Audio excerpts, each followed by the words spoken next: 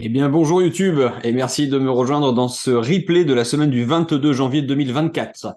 Alors, sans transition aucune, on va attaquer directement dans le vif du sujet. Aujourd'hui, je vous présente la version coop de Unmatch avec Chronique Inouïe.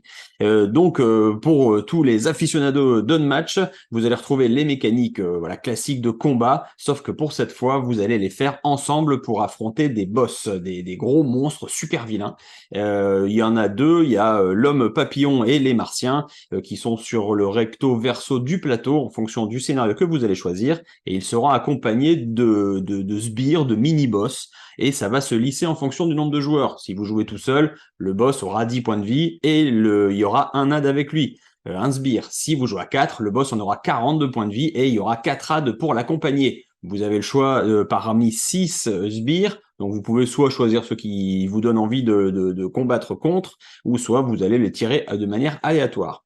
Pour vous montrer un petit peu le matériel et les différences par rapport au Unmatch classique que vous pouvez connaître, là j'ai mis une partie du plateau qui nous intéresse, je ne l'ai pas déployé pour que ça reste dans le champ, mais vous allez retrouver effectivement les boss qui sont voilà, forcément de grosses figurines très stylées comme d'habitude, avec les sbires qui l'accompagnent, nos personnages, donc à 4 dans cette extension, et principalement les changements, parce qu'on va retrouver les decks de personnages avec les interactions, les cartes, les attaques, les défenses, les stratagèmes et tout ce que vous connaissez déjà. Le compteur PV des boss qui va du coup jusque 40 points de vie. Et mécaniquement, ce qui va arriver dans le scénario, c'est cette piste de menace qui va justement ça va être un peu la course contre l'échéance, car mécaniquement, quand on va interagir avec le boss, soit qu'il nous attaque, soit que nous l'attaquons, il va se passer des effets qui vont augmenter justement cette menace. Et à la fin de chacune des pistes de menace, il va se passer un événement qui va nous mettre des bâtons dans les roues et rendre encore plus ardue notre tâche de le vaincre. Si la piste progresse jusqu'à 4 fois complètement, c'est là qu'on perdra la partie. Donc voilà, charge à nous d'être bon dans le timing, de le terrasser avant d'arriver à la fin de la 4e piste. Un élément aussi qui est différent par rapport au match classique, c'est la pile de cartes initiative dans laquelle on va intégrer on va dire le tour de tous les joueurs et des monstres compris. Début de chaque manche, on va la mélanger et le tirage va être complètement aléatoire sur l'ordre du tour, dans l'ordre de qui va jouer.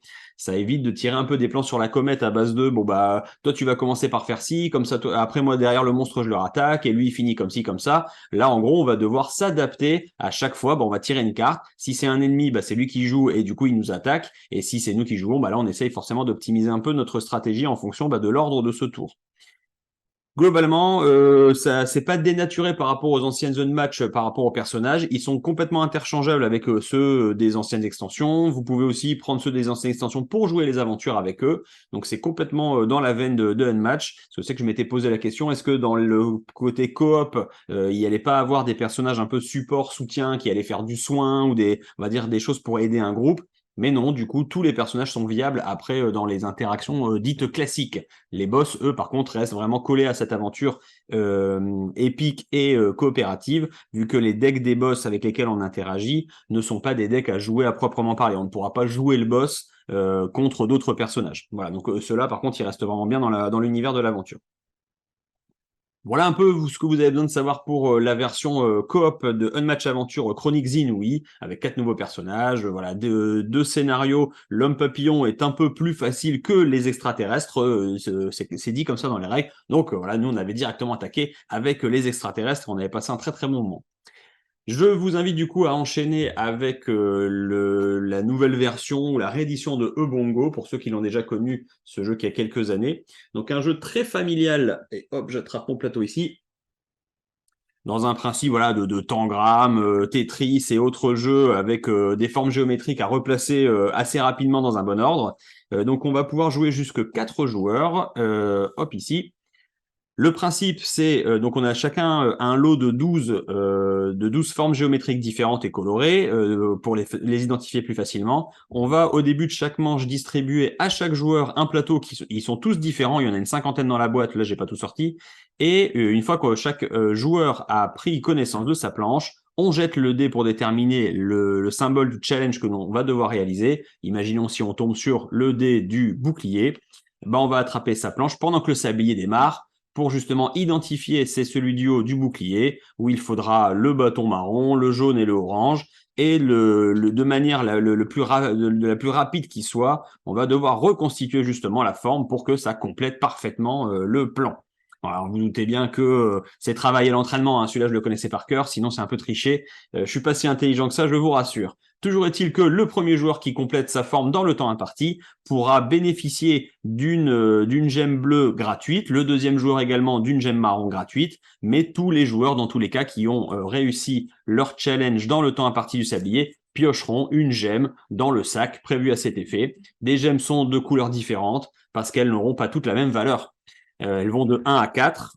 C'est pour ça que le premier joueur aura un bonus avec la bleue de plus 3 et le deuxième d'un petit plus 1, mais qui peut faire la différence. Et à l'issue des 9 manches, c'est celui qui aura la plus grande valeur de gemmes qui remportera la partie. Voilà, tout simplement. Donc c'est à partir de 8 ans, moi je joue avec ma fille effectivement qui a 8 ans, ça s'est bien passé, il y en a que c'était plus difficile que d'autres, et d'ailleurs justement pour augmenter la difficulté, sur le verso des cartes, vous avez la version B où il y a 4 éléments à reconstituer. Donc là, du coup, nous, comme je disais, on a joué avec les enfants, les adultes jouaient avec la face où il y en avait 4, et les enfants avec la face où il fallait en mettre 3, ça permettait aussi d'équilibrer un peu la partie à ce niveau-là quand on a envie de jouer avec les plus petits. À partir de 8 ans. Voilà pour Obongo, normalement vous savez tout. Et on va du coup enchaîner avec Flip Circus. Flip Circus, pour ceux qui reconnaissent, normalement vous avez dû avoir l'idée de dire tiens, mais il me semblait que Ringmaster, qui est un jeu qu'on a sorti il y a un peu plus d'un an, était dans le même format de présentation, un jeu sur le thème du cirque, dans un petit pochon de velours bordeaux. Là, effectivement, on est dans la même idée de gamme, mais sauf que là, le jeu n'a rien à voir. C'est un pur 2 joueurs, avec une petite règle si on a envie de jouer à 4, mais à la base, c'est vraiment un 2 joueurs. Qui est un jeu de confrontation ultra stratégique. Vous allez voir, les règles tiennent sur un timbre, mais pour autant, c'est vraiment très tactique et on peut se faire un petit nœud au cerveau si on a envie de se faire plaisir à ce sujet. Le principe de base, si on s'affronte, on représente tous les deux un directeur de cirque et on doit recruter un peu les nouvelles stars montantes du chapiteau pour justement s'attirer les bonnes grâces on va dire, de la foule. Il y en a 5, il y a le magicien, la voyante, Monsieur Muscle, la dompteuse et l'acrobate. Le premier qui arrive à recruter 3 de ces 5 artistes, c'est lui qui va remporter la partie parce qu'il aura gagné à la majorité. Comment on fait pour recruter un artiste? Ça, c'est la bonne question. C'est au niveau de la mise en place. Donc, il y a des clowns au début qui cachent un petit peu tout ce qui se passe. Et même sous les tuiles des autres personnages, il y a aussi d'autres figures. Il va falloir en regrouper 3 par chaque personnage pour débloquer son contrat. Donc, dans mes actions, il va falloir soit de retourner une tuile. Par exemple, première action, je retourne cette tuile-là. Ah, là, j'ai trouvé une deuxième acrobate. Ça m'intéresse. Si je regroupe 3 acrobates, j'aurai le contrat de l'acrobate. Il y en a une troisième, du coup, qui se cache ailleurs.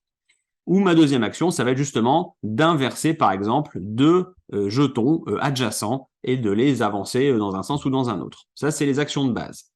Les clowns, ils vont nous donner un petit bonus, et imaginons si j'inverse ces deux-là, et que du coup, je regroupe 2 clowns côte à côte, ça me permet de débloquer ce token, la petite étoile, qui me permet de jouer des actions gratuites. Par exemple, si je le dépense, je peux regarder secrètement ce qu'il y a sous une tuile et la remettre, ou alors je peux le dépenser pour faire une action supplémentaire.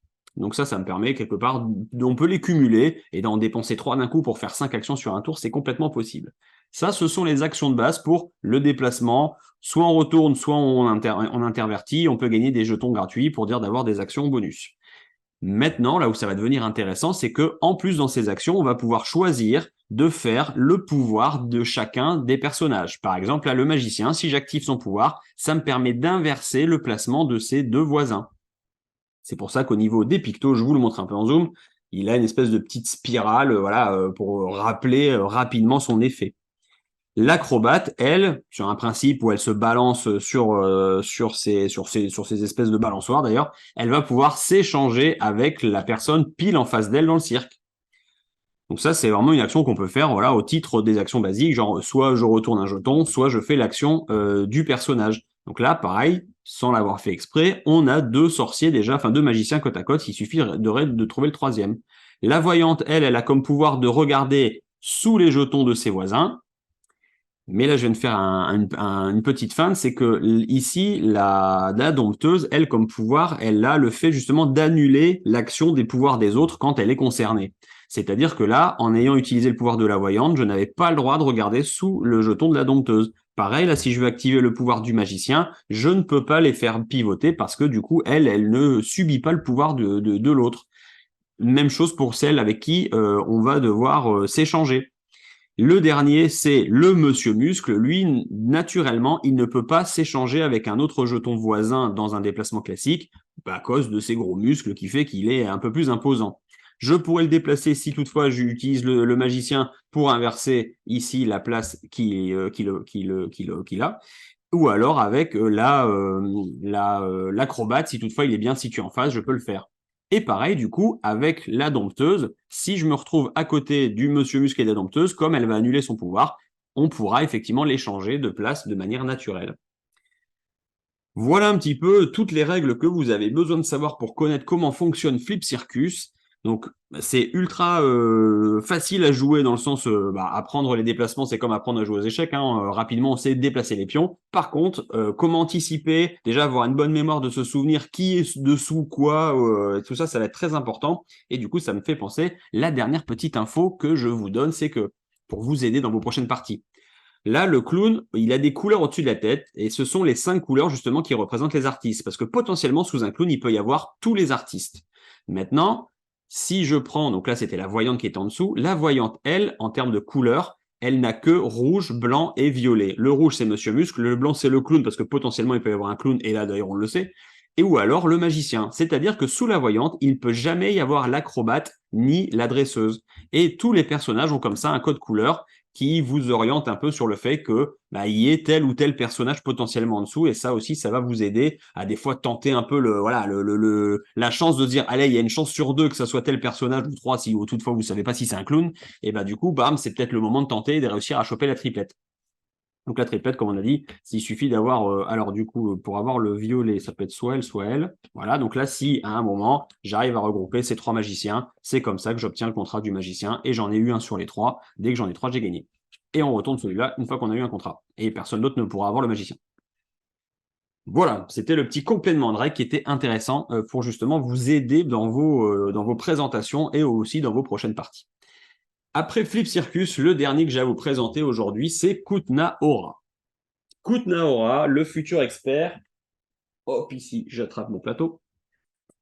Donc, le futur expert de la gamme, éponyme. Le petit point, je dirais, culture et histoire par rapport à ça, qui est expliqué dans les livrets de règles. Kutna Hora, c'est une ville de République tchèque qui a connu un essor et une explosion économique monstrueuse dans les années 1200, donc ça ne date pas d'hier, et qui a fait d'elle la cité de l'argent, parce que historiquement, bon, c'était un petit village avec une brouette et trois poules. Hein, je veux dire, en soi, il n'y avait pas beaucoup de monde dans cette cité, mais le fait d'être tombé sur un filon d'argent de manière assez incroyable, ça a forcément explosé au niveau de l'attrait de cette ville et de son économie. C'était pas la ruée vers l'or parce que c'était l'argent, mais c'était un peu l'idée.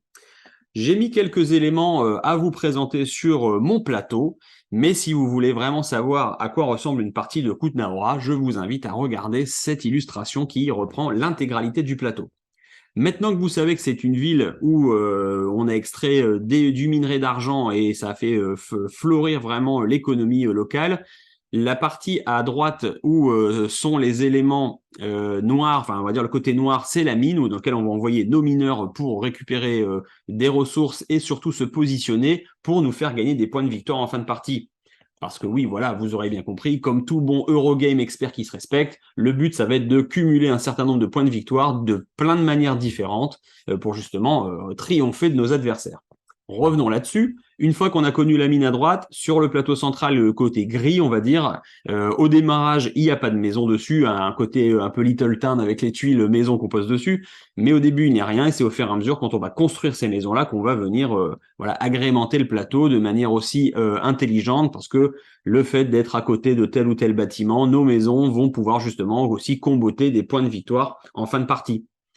Quand on monte un petit peu plus haut, on a le verso de ces tuiles-là, justement. C'est le marché aux tuiles pour lesquelles on pourrait acheter ces plans-là pour les construire plus tard, les bâtiments.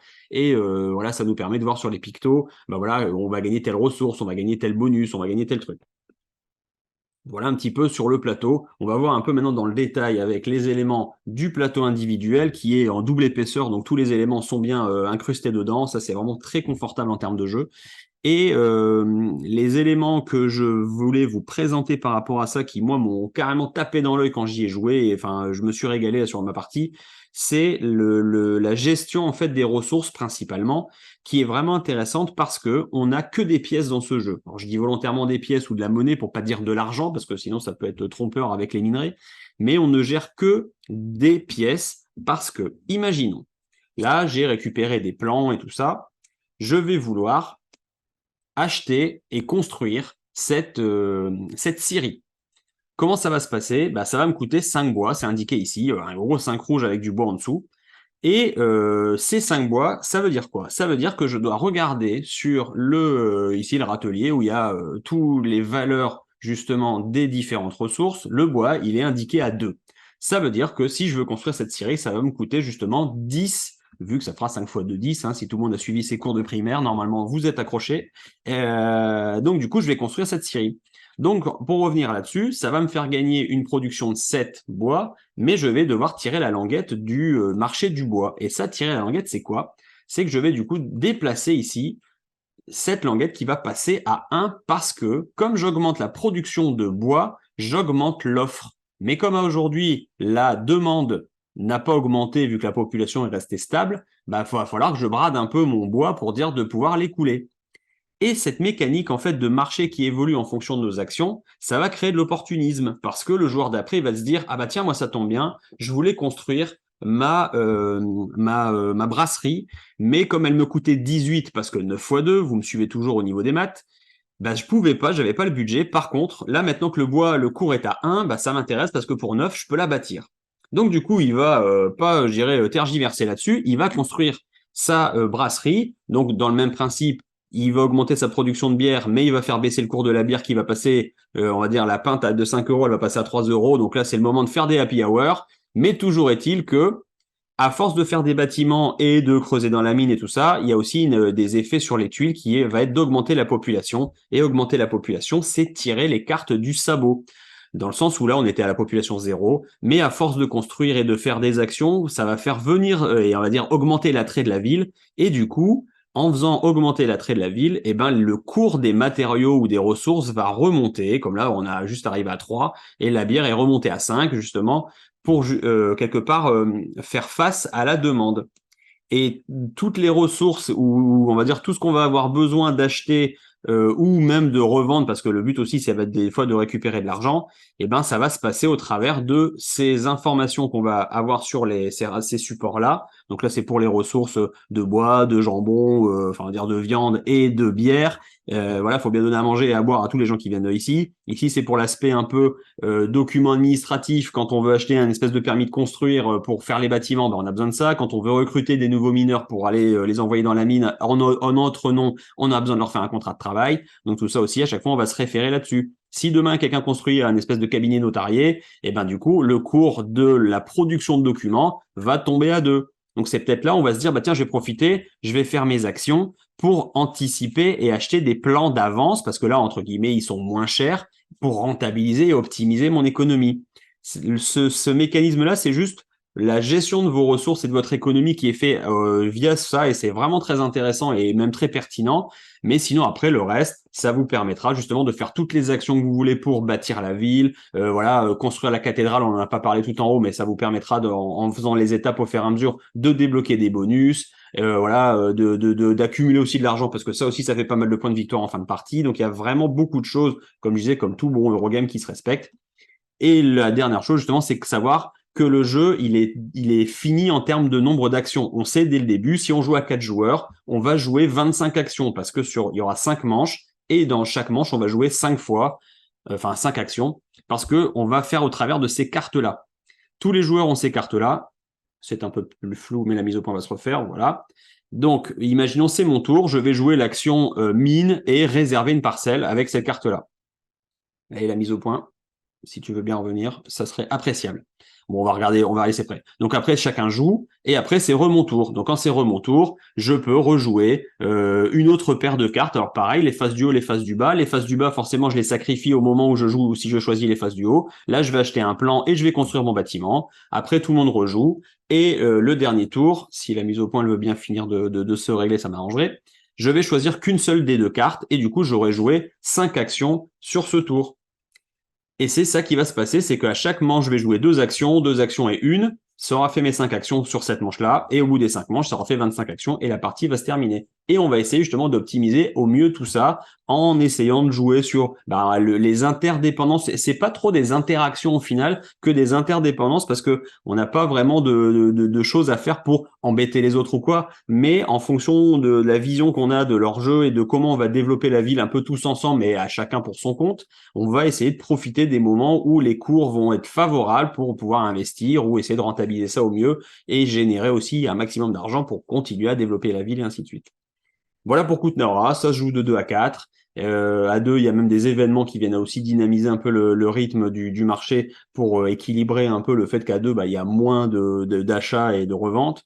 Et donc tout ça s'imbrique parfaitement. Il y a encore plein d'autres choses à savoir pour comment scorer. Mais pour ça, je vous laisse découvrir à ce moment-là votre façon d'y jouer parce que j'ai vu effectivement qu'on pouvait partir dans différentes façons.